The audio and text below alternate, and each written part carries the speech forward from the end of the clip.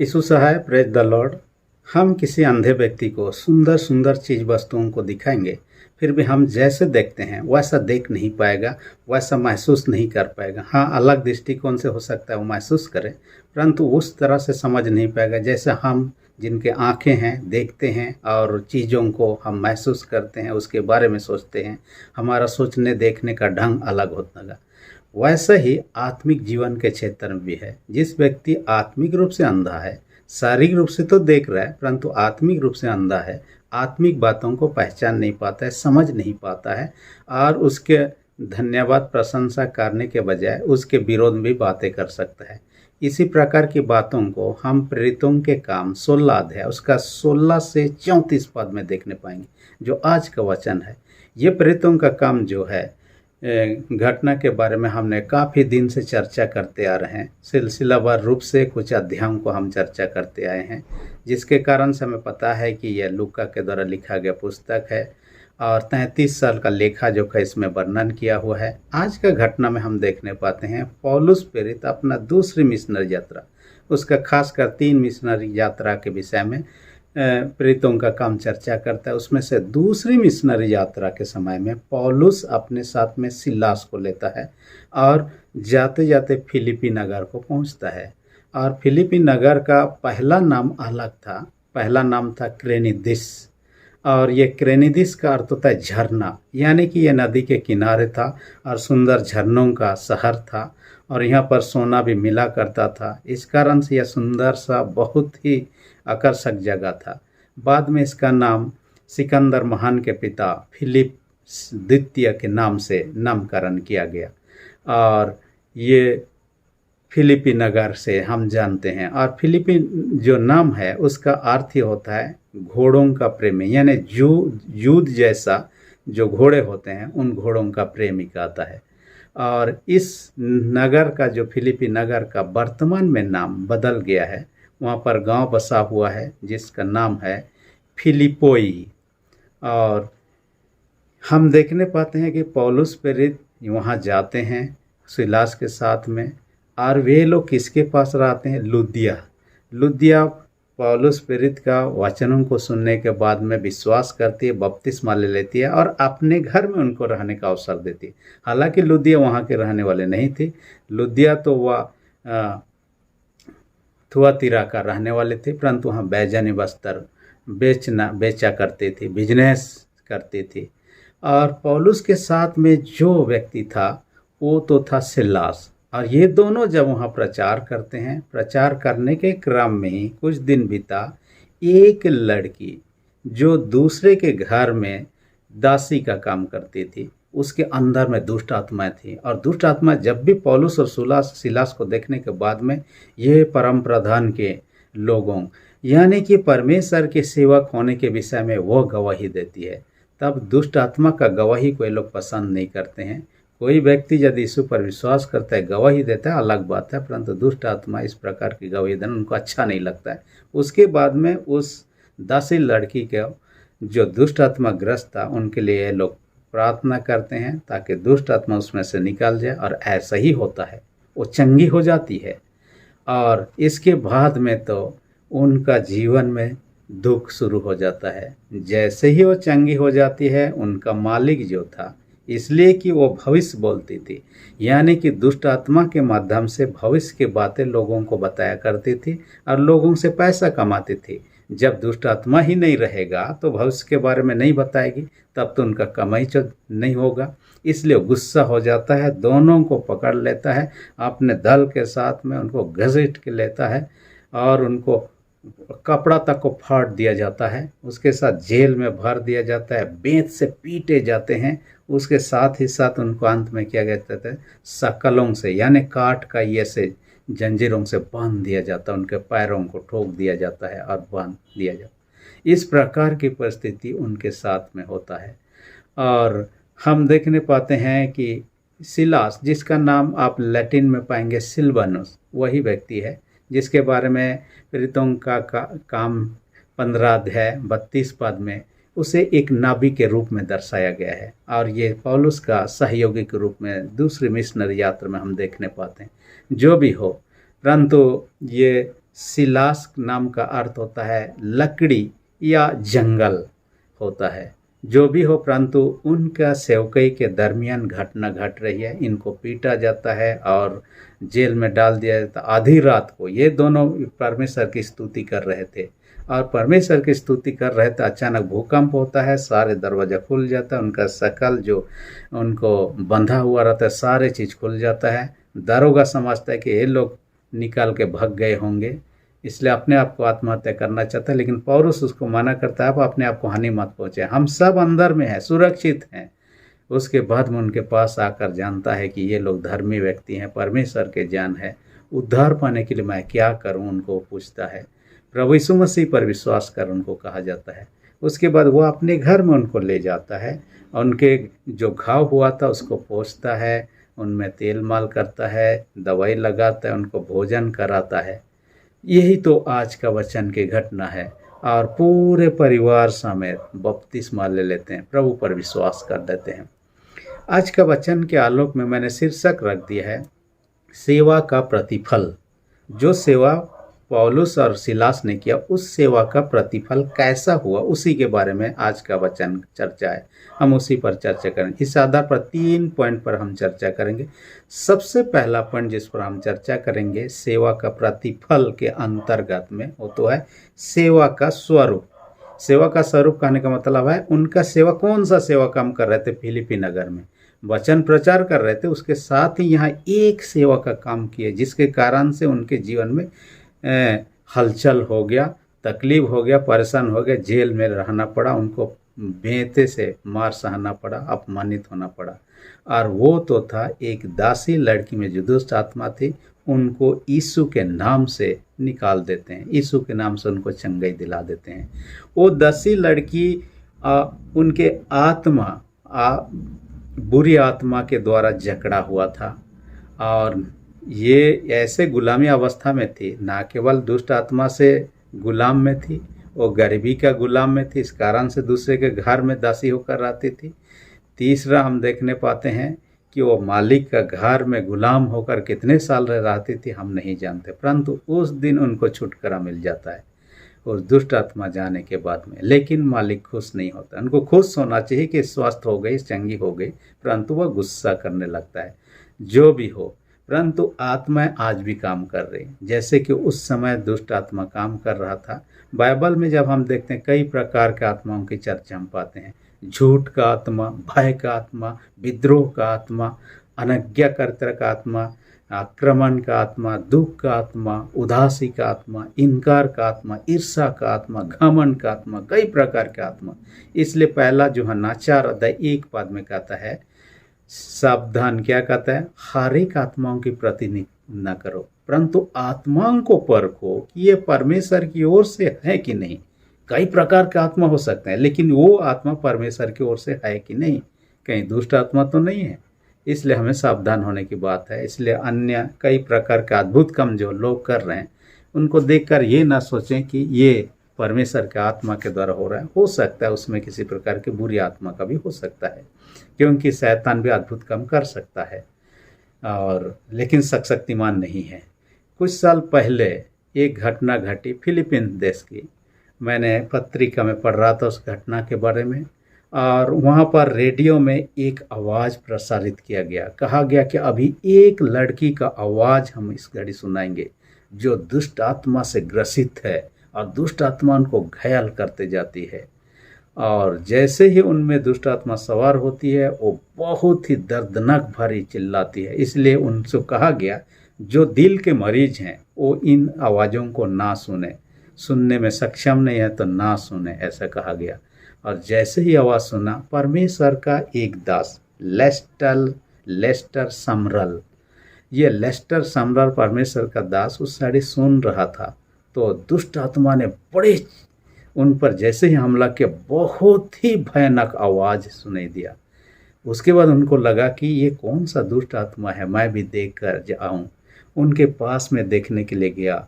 देखने के बाद में उनका हालात को देखा। दुष्ट आत्मा 2 आती है और एक मोटी काली और बड़ी सी और दूसरा छोटी सी। जो छोटी सी है उनको बहुत दांतों से काटती है, इसलिए पूरे शरीर भर में दांत का निशानी घाव सब भरा हुआ है। उनको देखकर तरस से भर जाता है, अपने घर लौटता है। उपवास प्रार्थना कुछ दिन किया, उसके बाद में उस लड़की के पास में वो चला गया और सरकार ने ऐलान किया है जो व्यक्ति भी इनको ठीक कर सकता है उनको सरकार की ओर से इनाम दिया जाएगा। उनके पास में जाता है, उनके लिए जैसे ही दुष्ट आत्मा उनमें सवार होता है यीशु के नाम से आदेश देते हैं और दुष्ट आत्मा उनमें से निकाल के छोड़ के भाग जाते हैं। उस दिन से स्वस्थ हो जाती है। सरकार उनको कहता है मैंने वादा किया है जो कुछ भी हो सके मैं सम्मानित करूंगा। आप क्या चाहते हैं कि आपके लिए मैं सहयोग कर सकूं? परमेश्वर के दास ने कहा सेवा का काम में काफ़ी दिन से लगा हुआ हूँ, लेकिन परमेश्वर के भवन के निमित्त एक छोटा सा ज़मीन मुझे चाहिए जो बहुत दिन से मैं सोच रहा हूँ और ख़रीदने का प्रयास कर रहा। उनको उसी के अनुसार दे दिया जाता है जगह देकर। जो भी हो, परंतु दुष्ट आत्मा उनके ऊपर में सवार था, उनके मन पर काबू किया हुआ था, उनके आत्मा पर काबू किया गया था, उनके शरीर पर अपना कब्जा में ले लिया था। परंतु सारे चीज़ों से यीशु मसीह के नाम से वे छुटकारा प्राप्त कर जाते हैं। बाइबल यही कहता है, परमेश्वर का वचन निर्गमन 15:26 में कहता है मैं तुम्हारा चंगा करने वाला यहोवा परमेश्वर हूँ। इसलिए भजन संहिता 50:15 में कहता है संकट के दिन तू मुझे पुकार, मैं तुझे छुड़ाऊंगा और तू मेरी महिमा करने पाएगा। और बाइबल ये भी कहता है परमेश्वर के अधीन हो जाओ और शैतान का सामना करो, तुम्हारे सामने से भाग निकलेगा। इसलिए ऐसे दुष्ट शक्ति आज भी हैं, काम कर रहे हैं, उनसे घबराना नहीं है, परमेश्वर के अधीन में रहें, प्रार्थना करें, उन शक्तियों से हम जीत हासिल कर सकते हैं। दूसरी विशेष पर जो आज का वचन में कहता है सेवा का विरोध। जो सेवा इन्होंने किया दुष्ट आत्मा निकालने उसका विरोध होता है। इसलिए दूसरा पॉइंट में सेवा का विरोध। और सेवा का विरोध में हम देखने पाते हैं कि उस घर का मालिक जिस घर में वो लड़की काम करते थे खुश नहीं हुआ, गुस्सा गया, दोनों को पकड़ता है, दोनों का कपड़े फाड़ डालता है, बेतों से उनको पीटा जाता है और उनको जेल में डाल दिया जाता है। बहुत सारे यातना उनको सहना पड़ता है, लहूलुहान हो जाते हैं। इसलिए जब बाद में उस दारोगा ने अपने घर लेता है, पहले लहू साहब को, घाव साहब को पोंछने का काम करता है, उनको मरहम पट्टी लगाने का। लेकिन ये लोग अपने सेवा को वहाँ ख़त्म नहीं करते हैं, इससे डर नहीं जाते हैं। चेलों का जीवन को ही देखिए, थोड़े लोग थे, 12 लोग थे शुरुआत में, लेकिन जितना भी चेले थे उनमें से अधिकांश मारे गए, फिर भी नहीं डरे, क्योंकि उस समय एक चीज़ था। मत्ती 5:10 में कहता है धन्य जो परमेश्वर के कारण से सताए जाते हैं, कहता है जो सताए जाते हैं स्वर्ग का राज उन्हीं का कहता है। इसलिए सताहट के कारण से और विभिन्न प्रकार की प्रार्थना का कारण से वे लोग घबराते नहीं थे, परंतु आनंदित होते थे। और इस कारण से देखिए एक घटना को आप देखिएगा, यीशु का एक चेला अंद्रियास के बारे में, वो ग्रीस का एक शहर पैट्रस में पहुंचता है। वहां पहुंचने के बाद में वहां प्रचार करते, इसी के क्रम में उनको पता चल राज्यपाल जो था उस समय उसका नाम था एगमस। और एगमस क्या करता, उनका धर्म पत्नी मैक्समिला ये बीमार थी और अपने धर्म पत्नी बहुत प्यार करता था। इसलिए उन्होंने कहा मेरा धर्म पत्नी यदि मर जाती है बीमार से, मैं भी आत्महत्या कर लूँगा, क्योंकि मैं उससे बहुत प्यार। जब पतरस आया उनके धर्म पत्नी के लिए प्रार्थना करता है, वो चंगी हो जाती है। चंगी होने के बाद में खुश होना चाहिए एगमस को, राज्यपाल को, उल्टा इस पर गुस्सा होना शुरू हो जाता है। आज का वचन में जैसा हम देखने पाते हैं, दासी का मालिक खुश मनाना चाहिए, गुस्सा होना शुरू कर। इतना तो हुआ, राजा का भाई और उसके भाई का पत्नी दोनों बीमार थे, उनके लिए प्रार्थना कर दोनों चंगे हो जाए। इसके बाद में अपना गुस्सा को कंट्रोल नहीं कर पाता है, अंद्रियास को पकड़ लेता है और क्रूस में टांग देता है। वो क्रूस टी आकार का था, अंग्रेजी टी आकार का था, इसलिए सेंट एंड्रू क्रॉस के नाम से भी जाना जाता है इस प्रकार का क्रॉस को। और उनके ऊपर में 7 फरसा से वार करता है और 7 बार इतना ज़्यादा गहरा होता है, खून निकालने लगता है, तड़प तड़प के उसी में मर जाता है। बाकी चेलों का भी देखिए, पतरस को देखिए, नेरो सम्राट ने उसको क्रूस में लटका दिया, उल्टा, मुंडे नीचे और पैर ऊपर करके, ऐसा करके, और वो उसी में मर जाता है। याकूब जो यूहन्ना का भाई था, वो स्पेन में सुसमाचार प्रचार करता है, उनको तलवार से मार डाला जाता है। और एक याकूब जो यीशु का चेला था, वो याकूब यरूशलेम में सेवा का काम करता था। लोगों ने कहा आइए आप मंदिर के ऊपर चढ़िए और प्रचार कीजिए तो लोग सुनेंगे, इसलिए उनके कहने अनुसार मंदिर में चढ़ा। ये लोग पीछे तरफ से आकर उनको धक्का दे के नीचे गिराकर मार डाला। बाकी आप देखिए थॉमस जो यीशु का शिष्य था, भारतवर्ष आया, दक्षिण भारत में सेवा किया, 7 मंडियों को स्थापित किया। हालांकि अंत में बर्छा से और पत्थरों से मार डाला उनको।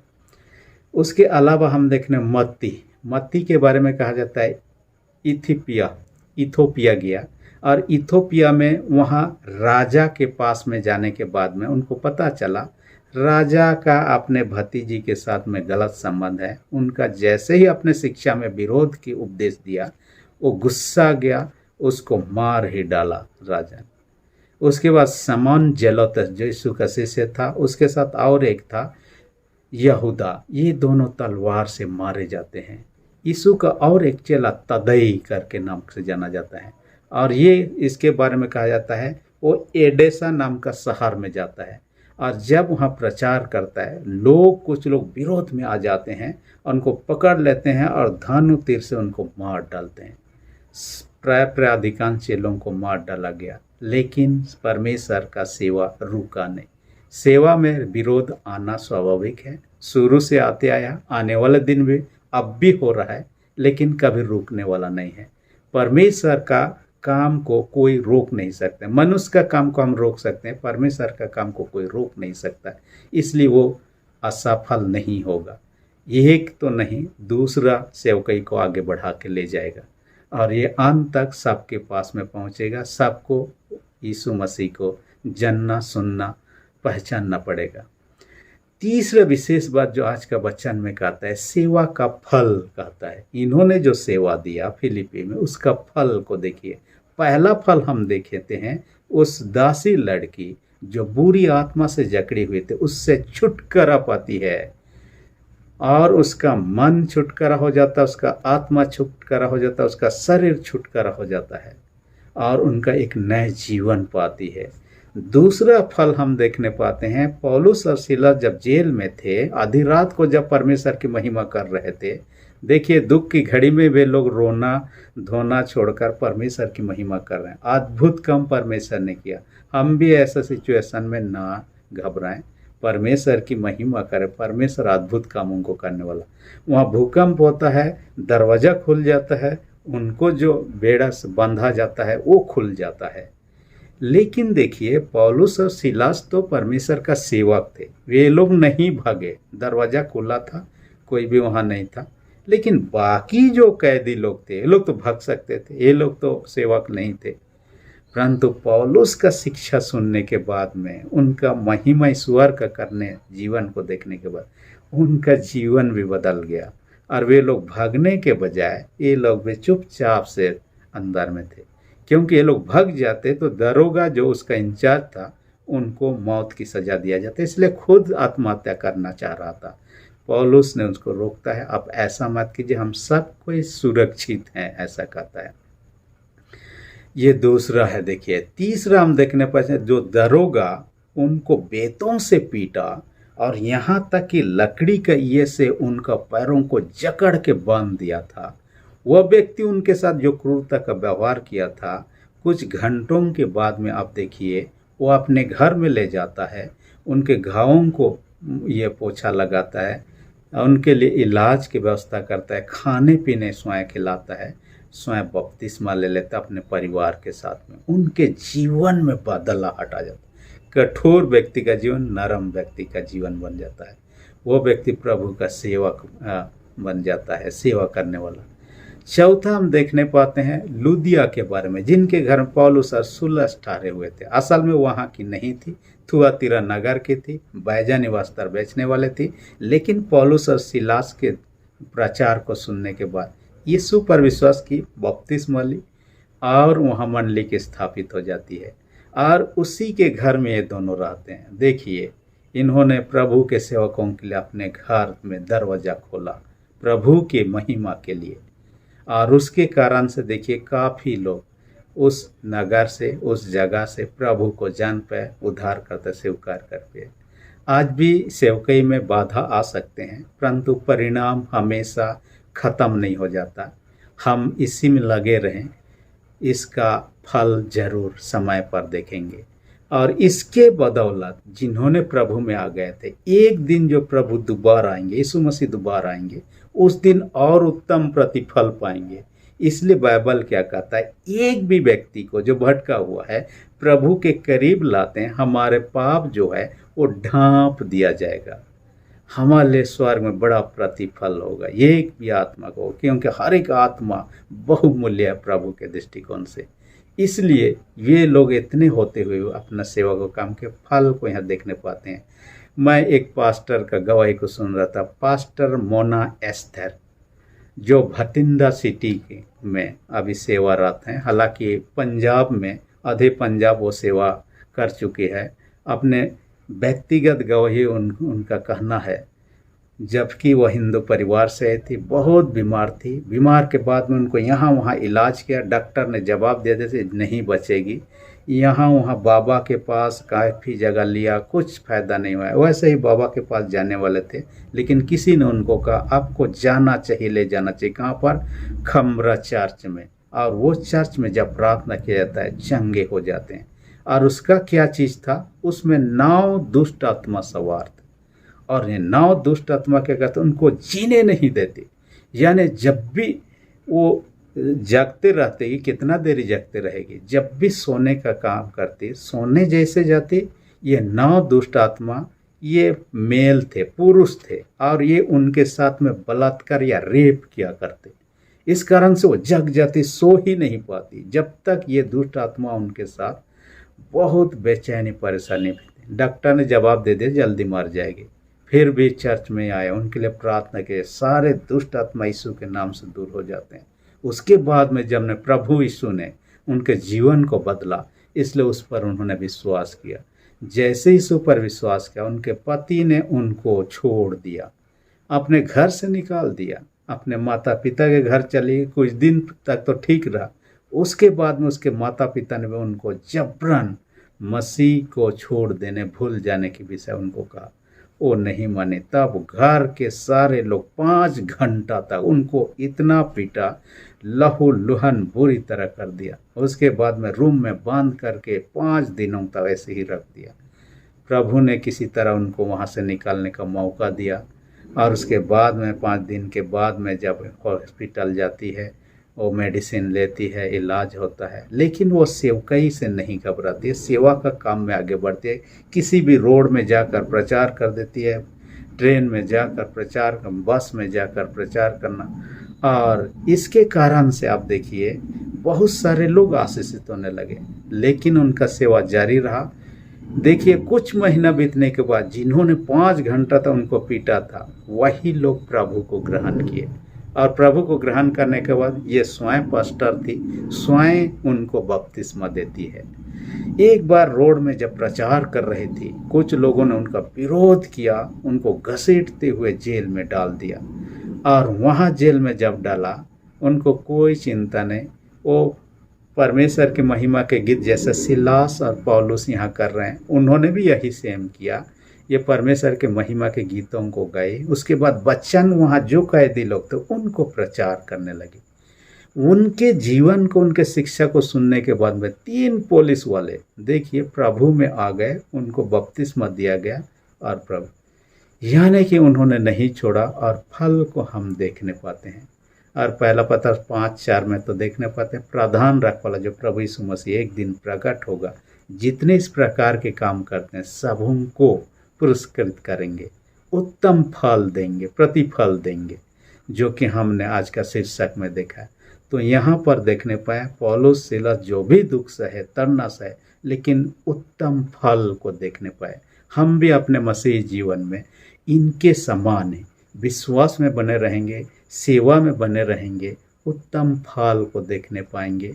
और प्रभु का जो रिवार्ड है, पुरस्कार है, उसे प्राप्त कर पाएंगे। परमेश्वर ऐसा करना आपके मेरी सहायता रघुई करे। आमीन। हम प्रार्थना करें। सेनाओं का जीत पिता धन्यवाद देते हैं, आज के वचन को हमसे बातें किया, होने दिया वचन सबों के जीवन में काम करने पाए, सबों के लिए आशीष का कारण होने पाए। जितने भी बीमार उन सबों को भी तेरे हाथ में सौंप देते हैं। यीशु के सामर्थ्य से हर एक बीमारी उनको दूर कर दे। प्रार्थना यीशु के नाम से मांगते हैं, आमीन। यदि अब तक मेरे चैनल को सब्सक्राइब नहीं किया, इसी रेड बटन को प्रेस करके सब्सक्राइब कर दीजिए।